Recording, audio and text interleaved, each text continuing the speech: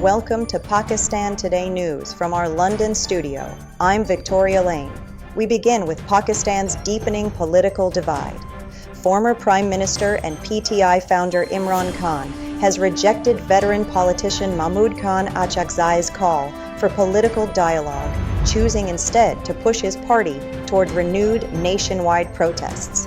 According to party leaders, Imran Khan's message on social media instructs PTI leadership to prepare protests focused on restoring constitutional rule, effectively sidelining Achakzai's efforts to initiate negotiations. Achakzai had urged major political stakeholders to engage in talks to ease the country's political crisis. Meanwhile, the government has reiterated it will not hold talks with PTI unless the party apologizes for the events of May 9 and ends what it describes as anti-army campaigns, further entrenching political polarization. Moving to the economy and aviation sector, the Privatization Commission is set to open bids tomorrow, December 23rd, for a 75% stake in Pakistan International Airlines, following the exit of Fauji Fertilizer from the race. 3 bidders remain, including consortiums led by Lucky Cement, Arif Habib, and Air Blue. The bidding process will be conducted publicly and broadcast live on television. The government says it aims to finalize the transaction swiftly, with the successful bidder required to pay most of the amount within 90 days, while employee protections remain in place. Officials view the privatization as critical for PIA's revival and for strengthening Pakistan's aviation contribution to the national economy. Now to the courts. Lahore High Court Chief Justice Alia Neelam has suspended the operation of the Punjab Protection of Ownership of Immovable Property Ordinance 2025, declaring that it undermines civil rights and judicial authority. The ordinance had empowered deputy commissioner-led committees to decide property disputes.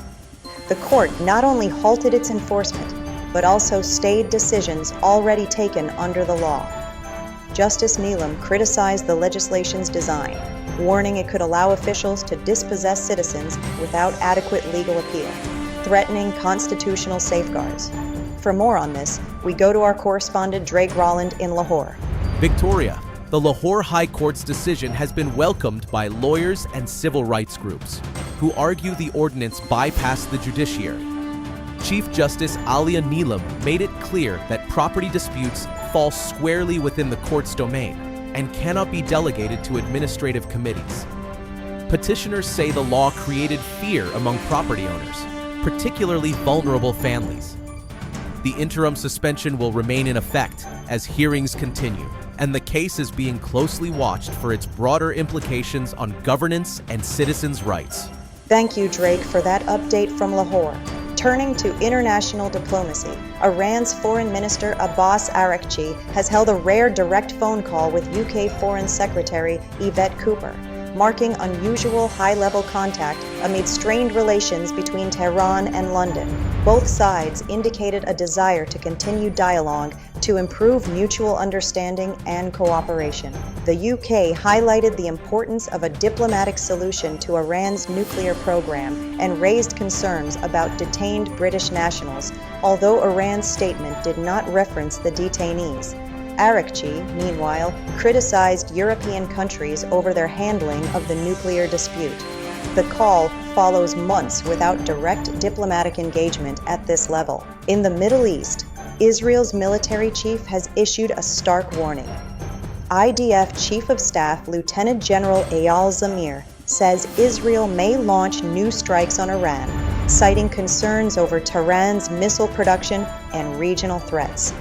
The comments follow Israeli air assaults earlier this year on Iranian nuclear and missile facilities, which Israel says were necessary for its security.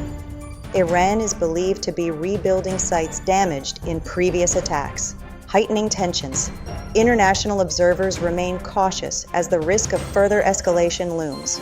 In the United States, the Trump administration has begun recalling nearly 30 U.S. ambassadors and senior diplomats from around the world, most of whom were appointed during the Biden administration.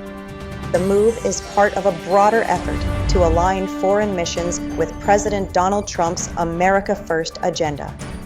Chiefs of mission in at least 29 countries have been informed their terms will end in January.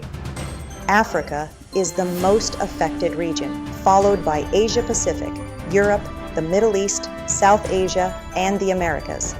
While the State Department describes the move as routine, critics warn it could disrupt diplomatic continuity and strain key international relationships. And finally, to cricket. Pakistan's under-19 team received a grand and emotional welcome in Islamabad after returning from Dubai as Asia Cup under-19 champions.